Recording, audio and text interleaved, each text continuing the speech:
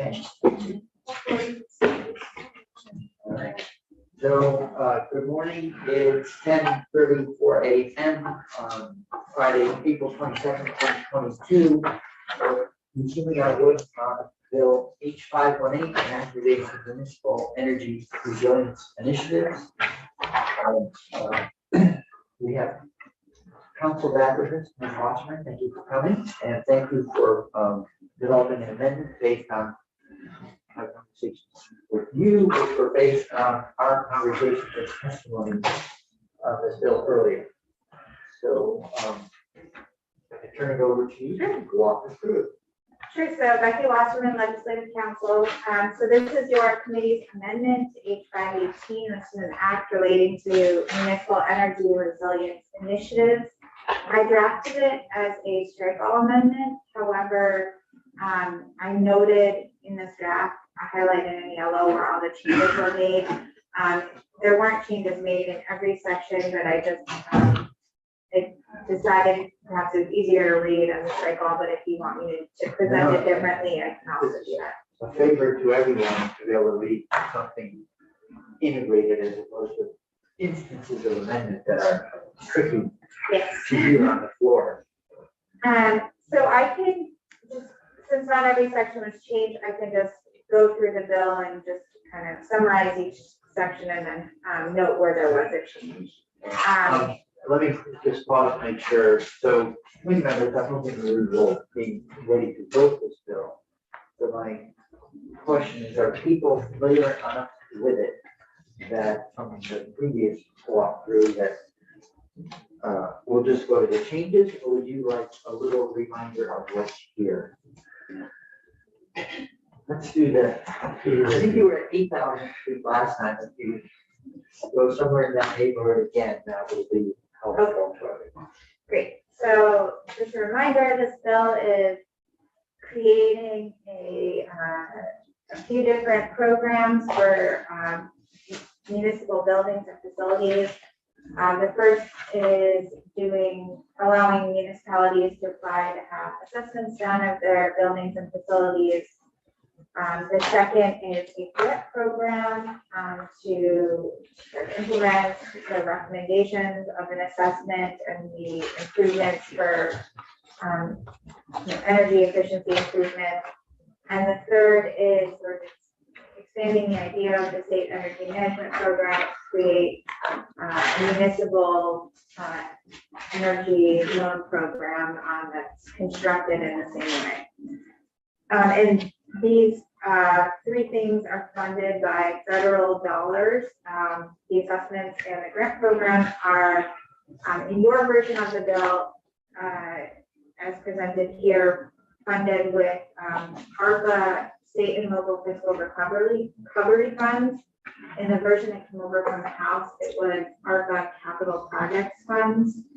And those capital projects fund dollars have some criteria attached to the use of that money, sort of restricted how it could be used.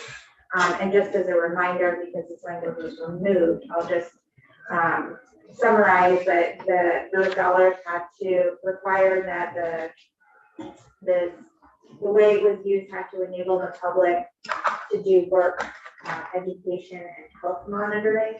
So that was a requirement for facilities that could receive those dollars in the version that came over from the House. But because you are now using a different pot of funds, that those requirements have been removed. And I think this potentially opens up the scope of buildings that can receive funding.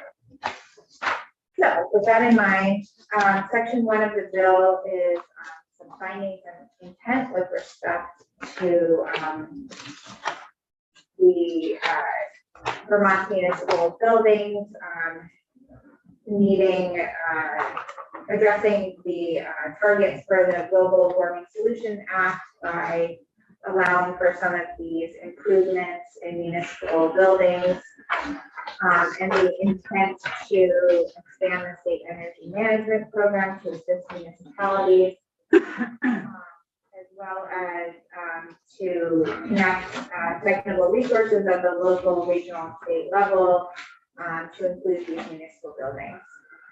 Section 2 of the bill is the assessment section. So this has BDS issuing an RFP by September 1st to conduct these assessments. The assessments will have to be completed by January 15th, 2024, and a municipality would apply to BDS to get an assessment done. The change that is made here is on page 4 of the bill under the administration, and this is what I just mentioned, that because of the change in the source of funds to the state and local fiscal recovery fund, I removed the reference to the guidelines for these assessments requiring that a municipality have a space that enables the public to do work, health monitoring, and education. I have a quick question back on page 2, line 13, 14. So a comprehensive energy resilience assessment of covered municipal buildings and facilities. What is that phrase referring to? Covered. So there is a definition on page 4 of a covered municipality. So that includes a city, town, fire district, or incorporated village, and all other governmental appropriate units. And this does not include a school district, which often in statute is included in the definition of municipality. Thank you. Section 3 of the bill is the grant program. So the program is awarding grants to municipalities for making recommendations on the use of more efficient heating systems and necessary improvements to reduce emissions by reducing fossil fuel usage and increasing the efficiency of municipally owned buildings.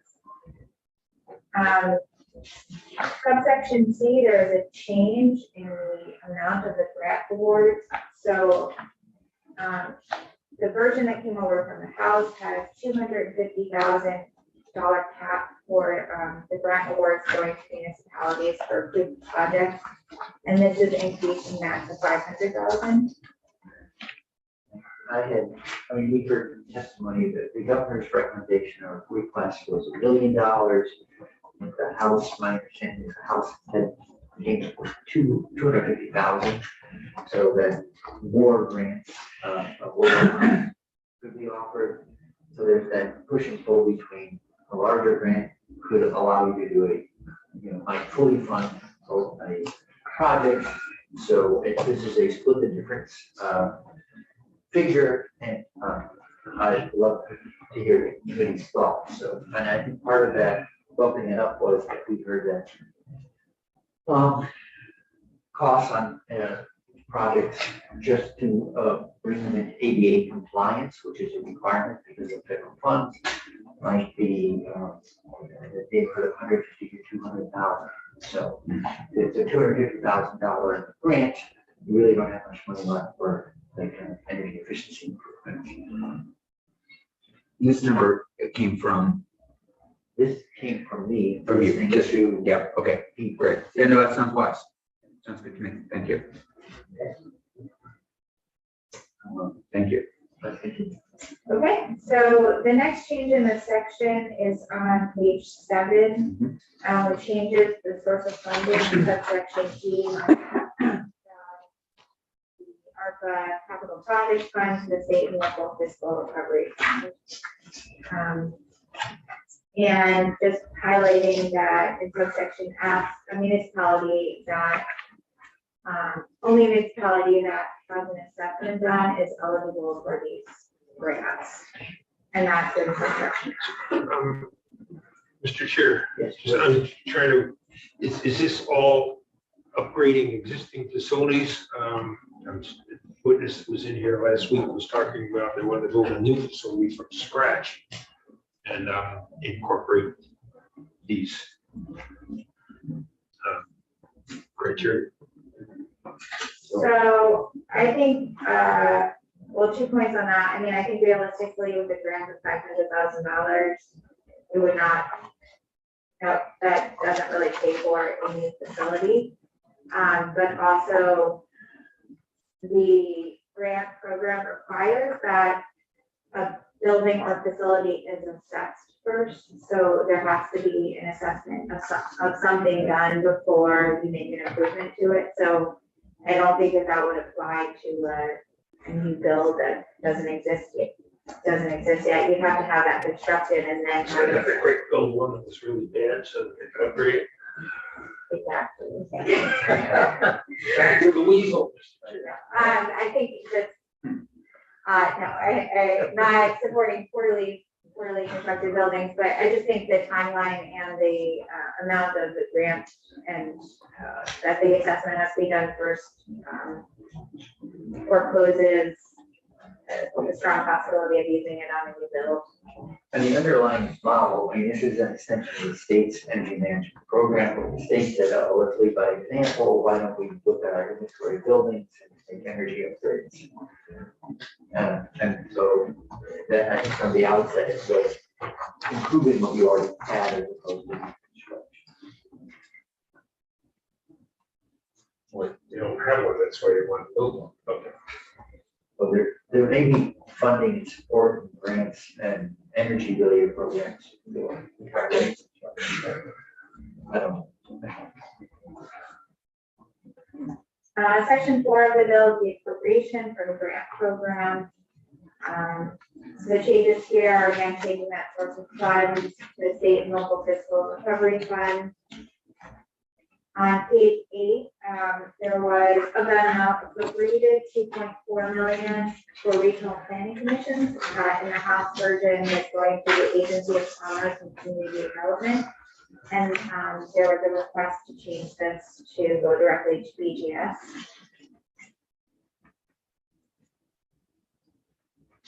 Thank you. The next change is not until page 12, which is the page 12. I just have to section numbers there. It is the 15. So just to review what I skipped over, it's the creation of the municipal energy loan program, which mirrors what the SAP program does, but for municipal buildings. So the loan program is created, and there's a revolving loan fund that's also created in this bill.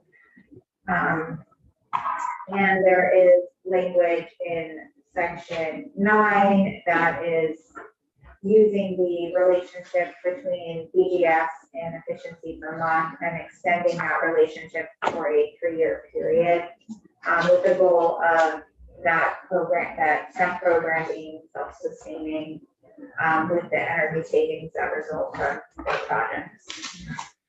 But the change is on page 15, section 10 for the appropriation to BGS for positions. So there are 2 full-time positions, limited service positions created at BGS in FY23 for 3 years. And what was added here is to clarify that these are to administer the assessments that are conducted pursuant to section 2. And those positions are funded from the appropriation in section 4 that is for the there's 5 million appropriated for that purpose.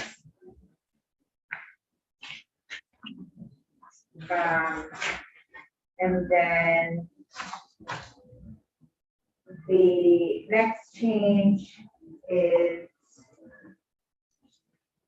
in subsection B, 2 full-time limited service positions in BGS are created to administer the grant program.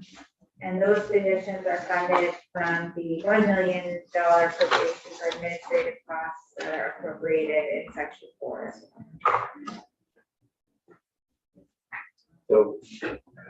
So besides identifying a new funding stream that changed eligibility requirements, the other thing is that the prior version of Efficiency Vermont was, they fund the two people that are in the SENT program, the state's own self, state management program. And we just extended that model, then Efficiency Vermont would also be. They have requested that the cost of the additional staff be funded by the program itself rather than ask Efficiency Vermont to also fund it. And I actually think I have the wrong cross-reference here. On page 16, line 3, it says 4.2a, and this should be 4.2b, pursuant to what came over I'm from sorry, page 14? page 16. Oh, okay, line 3. yeah, got it. Was that the only change? I didn't know if I heard you say there was something else. Oh, that was, I just realized I had the wrong cross-reference from what they had sent over. Okay. Are there committee questions for council? So I'm gonna ask if this prohibits new construction or new construction would have to. Thanks for asking. Then I was thinking I should know the answer to that question. So the grant program, the grants can be used on page 5, lines Page 5. lines 11 through 15. They can be used by municipality for weatherization, thermal efficiency, to supplement or replace fossil fuel heating systems with more efficient heating systems, and any other expenditures necessary for the project to be eligible for funding. So they're not, I guess if your question is, can they be used in newly constructed buildings? Yes, if they are for one of these improvements, but the grants are not to construct a building. General purpose. So they plan to construct a building and they would like to build it with the heating system that's as efficient as and meets these criteria. So if they're gonna build a building anyway, should they apply for a grant for the heating aspects? So if the building is completed before January 2024, when it could have an assessment done, then it could possibly be eligible for a grant. These grants are only available to municipalities that have, assessed a building or facility. So they would have to build a new building with other sorts of funds, get it assessed by BGS, and then if it's assessed, they could apply for a grant. And those are federal requirements? Or those are requirements in this bill? The requirements in this bill require that only a municipality that has received an assessment of their buildings and facilities can receive a grant. And the idea behind that, I think, is that the assessment tells you what improvements need to be done. So you need to get that first in order to apply for a grant to say, I want this recommendation that was out of the assessment. I want to apply for a grant.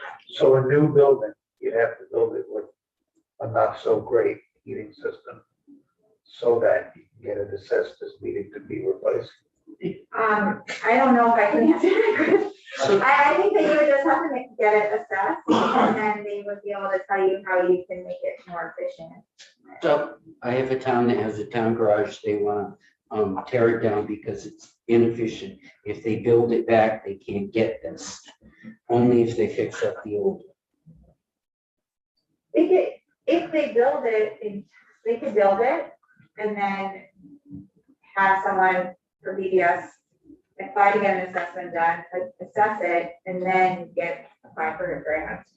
But I guess the question is, can they build it in the most efficient way upfront and get a reimbursement, and that's not how this program works. That's the federal, it's not how the federal program works. No, that's just not how the bill. So we could rewrite, we could change the bill. So it does allow. Next 20 minutes. Well, so we would need another round. Yes. So again, the reason it reads this way is because it grows out of the state's program of assessing its current property and then saying, how do we do an upgrade? As opposed to, we're gonna build something new. And so I don't know that, we're certainly not trying to do something silly, like they build something to a poor standard so they can qualify for the upgrade. It might be possible to get an assessment based on, blueprints, engineering drawings, designs, et cetera, where the program would help you build to a higher code, a better performance from the beginning. But I think we would need to talk to PGS on how they manage the program. What about getting an assessment of the building you're tearing down? And then get funding for the new building, which addresses those issues with the thing you're tearing down. They're building a new one because they don't have an existing adequate building. So I don't want. I would be delighted to take up all the rest of the time for this particular project, but I won't. Okay, well, so I appreciate this, bigger than this one garage that we're talking about, but so how about this? Are we all set with the changes in this bill, like in agreement for this draft, so we know that we're, other than that typo on or to be. So if you can send that corrected draft back, then we'll have that. And then meanwhile, I'll reach out to Mr. Sewell and see if we can get a little more testimony about the potential applicability of this program to entirely new construction. It may be that there's other programs, so we don't have to do any kind of silly workaround, but you just apply elsewhere. Yeah. And you, energy efficient construction. It's possible that the loan program might be another option. So this bill has a grant program and a loan program for the revolving loan fund in the same way that the SEM program is set up. I can't speak to whether or not it's possible that can be used for newer buildings, but that might be another avenue and question for BGS.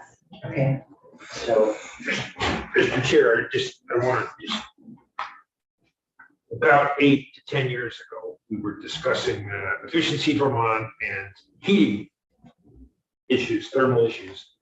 At the time that Tractor Supply was preparing to build their new building here in Montpelier. And we asked Efficiency Vermont to go over and look at it. Tractor Supply said, not interested. We have our local contractors, they come up from South Carolina, they build the building and they go home. I said, well, perhaps you would like to take advantage of the Efficiency Vermont and build it to a better standard. Not interested. Well, they built the building, and then after they built it with brand new equipment that was inefficient and cheap and tawdry, they went to Efficiency Vermont and had all that stuff ripped out and used Efficiency Vermont to put in new stuff. And that was on the initiative of the local Vermont manager who was hired to run the place after they were not interested in building it properly to begin with.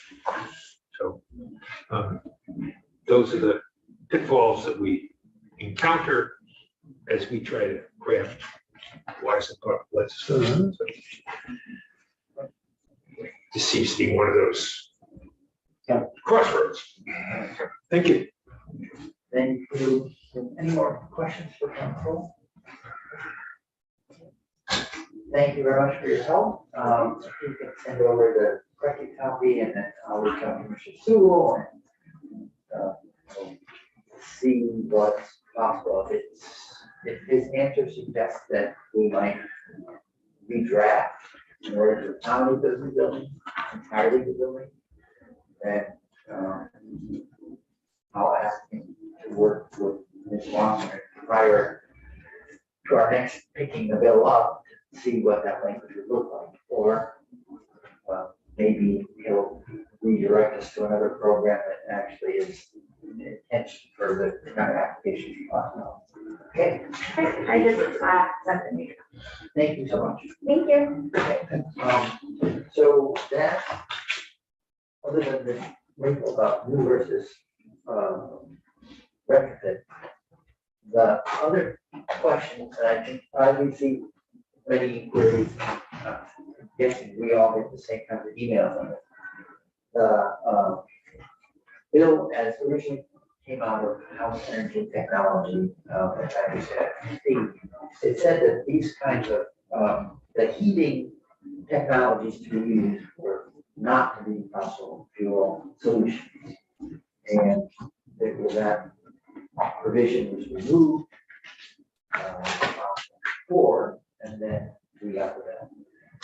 Since then, people who wish that it had been removed out of four, gotten in touch and said, the Senate like to restore that, and I, because that's a certainly a policy decision, and a big one, I left the draft as we got it, and just wanted to put that question back on the table for the committee, and I don't know if, people have heard from others, thought about this,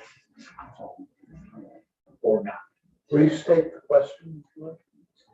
The upgrades currently, in the bill, it says simply that,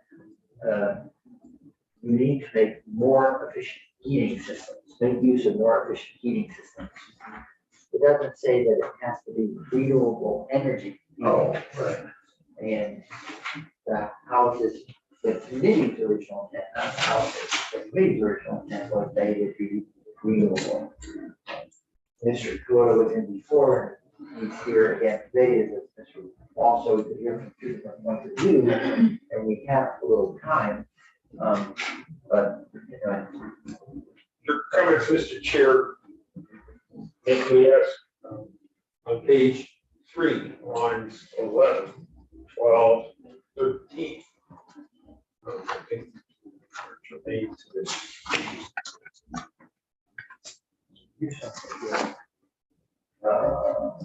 assessments will also include. The one talks about renewable energy source for the heating system, but that provided that recommendations for the use of heating systems that use fossil fuels is not eligible. In other words, we shouldn't be spending. Does this mean we should not be spending money to upgrade the fossil fuel boiler or oil, oil burner or et cetera? We should be using the money to get off the fossil fuel and put in something that was can use fossil fuel as opposed to, what does that mean?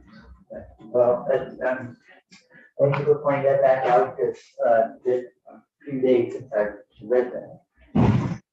See, just going to slow down and read carefully. The assessment shall also include the use of a renewable energy source for heating. Provided that the recommendations for the use of a heating systems, I have a little something going on here. The use of a heating system that uses fossil fuel is not eligible. So I wish that council had left. Now that your point is line out. It doesn't quite stand the heating systems. The Global Warming Solutions Act is explicit about not using cleaning heat. So, putting in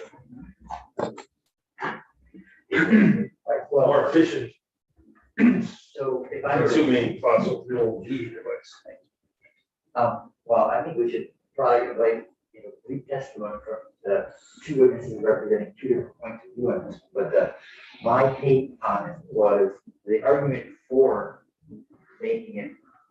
So one, I don't know the answer. I don't really know how to parse this phrase here. It's a little opaque.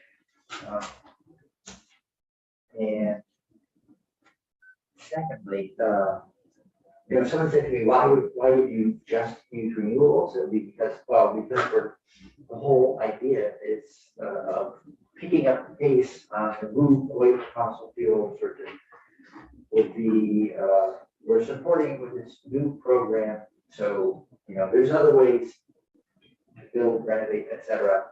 These dollars are available for those who want to do renewable projects, which that was the pitch, I think. So it tracks with our global warming solutions act, priorities, etc. The counter argument I heard was that there are buildings for which renewable energy solutions will be inadequate. And we would still need to have fossil fuel in order to keep those places. The third thing, just to muddy the waters a little bit, was, you could be doing an entirely new renewable energy heating system and maintain your earlier boiler, oil fire boiler, for instance, as backup or supplemental heat. So it's not. So with that, how about Mr. Cody, you want to join some table tournament? And then we'll go to the wall. So you're always an astute and careful reader of the bill, and because you hadn't said anything to me about B being, lines 11 through 13, and Senator McDowell was pointing out, it makes me think that somehow you were comfortable with that language as is. Is that correct? And how do you read that? I figure if it was exclusionary, you would have mentioned it. So I'm not trying to put you on the spot, I'm just trying to sort this one through. For the record, Matt Cota, on behalf of the Vermont Fuel Dealers Association. No, Senator McDonald caught something that I missed. Here's the answer, right? $40 million federal money, put it to good use, reducing energy burden, reducing the tax that we spend on energy. It all makes sense. It's a good bill, right? The first iteration of this that went through the House, it wasn't changed on the floor, it was changed in the House Energy Committee. Oh, I'm sorry. Used the word switch. And we know from testimony from Jared Duvall, many others, including myself, some of these old municipal buildings and old buildings in Vermont, you cannot simply remove combustion. Electricity alone. In new buildings, yes, absolutely. In well-insulated buildings, yes, you can use electric heat and save on energy costs, absolutely. In most cases, we're talking fire stations, police stations, old town halls, you're not going to eliminate combustion. Our preference is to have maximum flexibility. When we go into these old buildings and bid them out, put weatherization in, put heat pumps in, that when we look at that fading boiler in the basement, that we not say, oh, but this can't be part of the job. That rather than having an inefficient oil heat boiler in the basement or furnace, that also be upgraded. Why? Number one, you're going to use less oil. Number two, that oil can be renewable. So not allowing combustion of liquid fuels, it seems to me that you're missing an opportunity to reduce costs. And you're risking an energy committee saying, well, it's electric only, and then having the building freeze. Because that building is still filled with 3/4 inch copper pipes that feed water throughout the building. And if electricity cannot cover the heat load, then you have frozen pipes which expand and then they thaw and they have water damage all over municipal buildings. Allow combustion heat, allow efficient combustion heat, allow renewable combustion heat, but don't make this an electric switch bill. Otherwise, you won't maximize energy savings. Well, the other thing is, it would be consistent with the clean heat standard that we're in the middle of moving forward, which talks about reducing emissions to.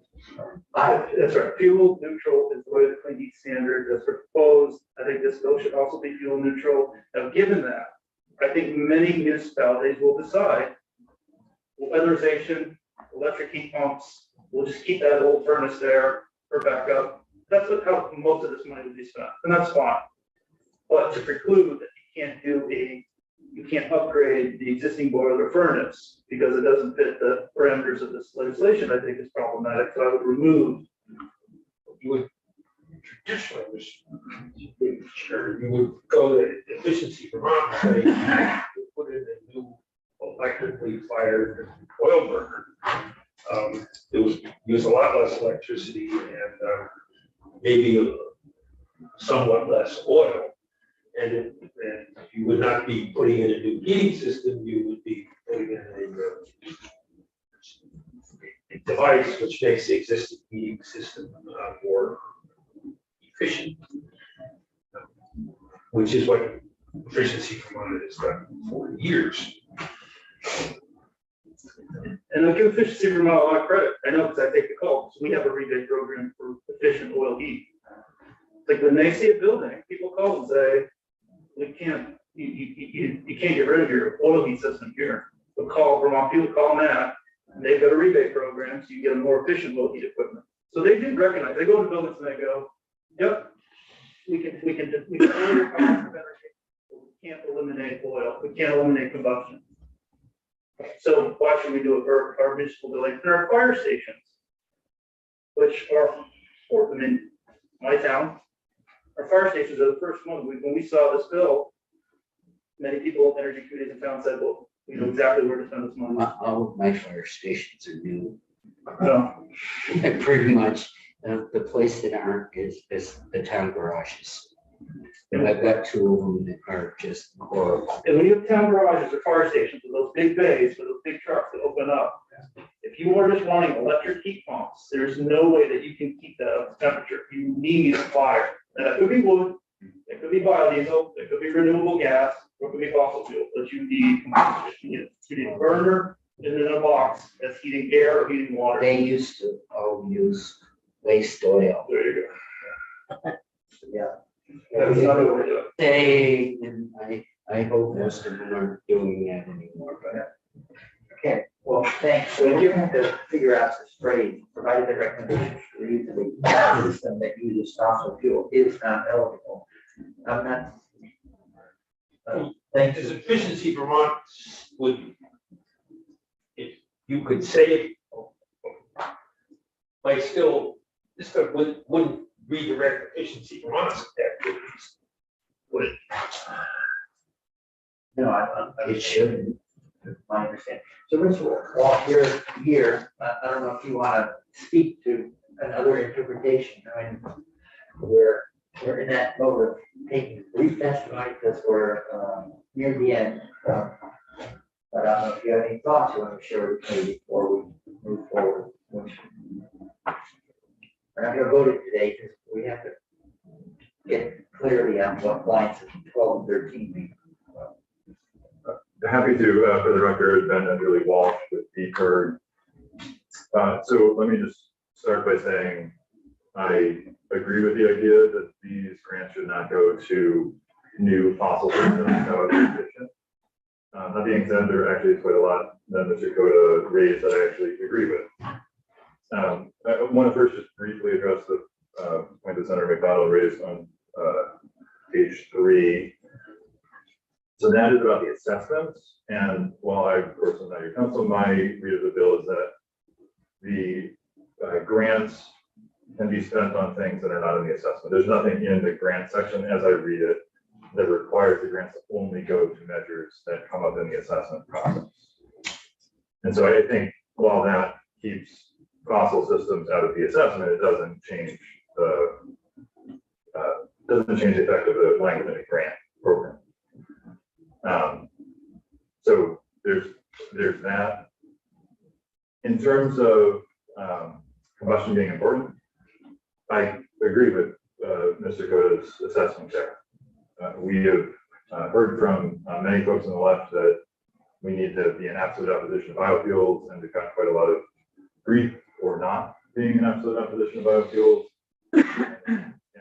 And I've made very clear to a lot of people who I work with on many other things that combustion does continue to be important, that a better path on combustion is actually an important part of the move to lower carbon.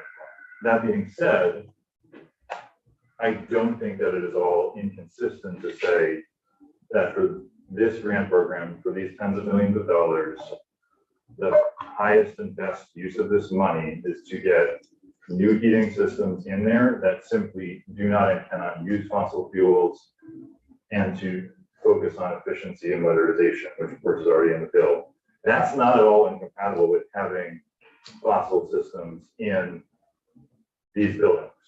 Obviously, many of them have fossil fuel systems that can use biofuels if they choose to buy biofuels in those buildings. The bill is very clear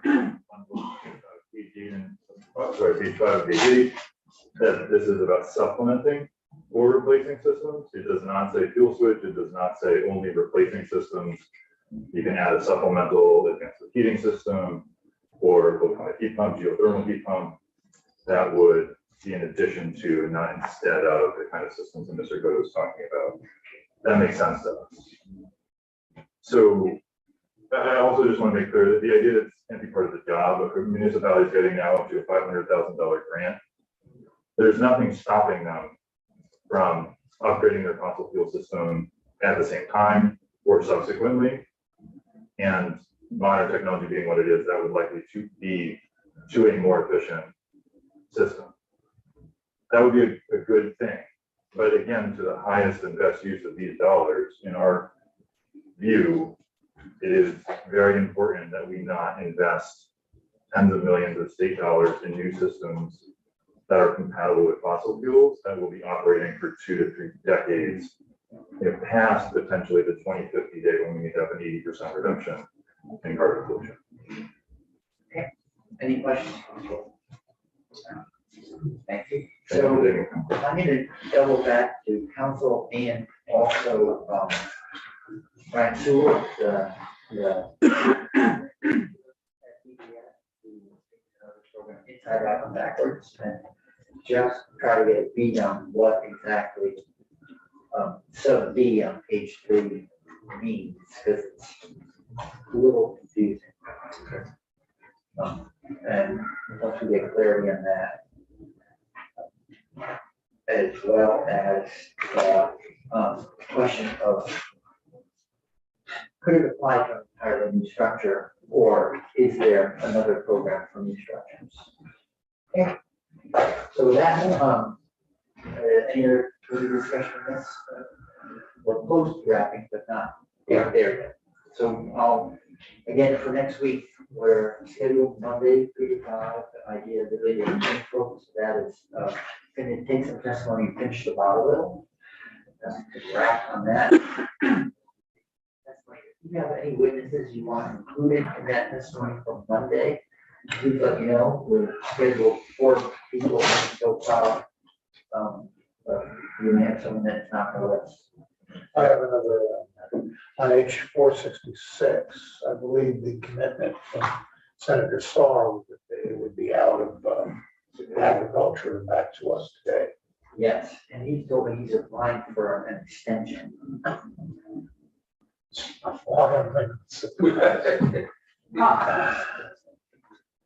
Yeah.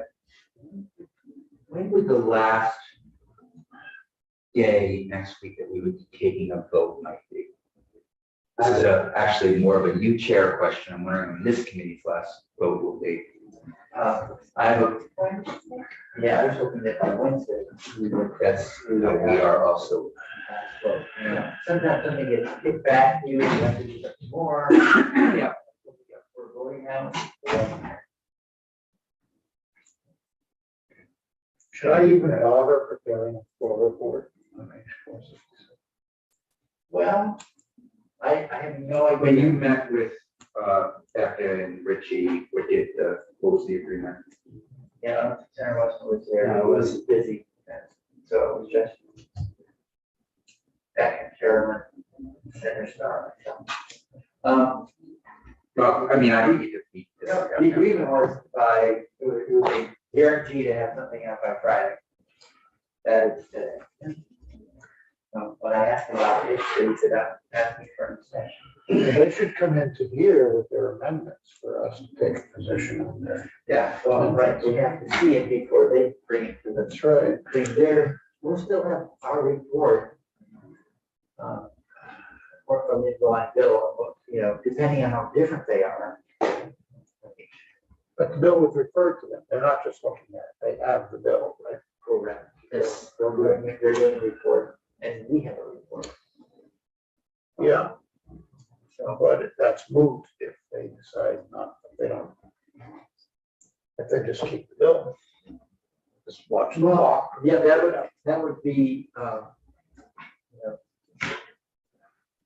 breaking an agreement to include a handshake, so I'll be very surprised if that happens. All right, so we are adjourned. Thank you, everybody. 1 second.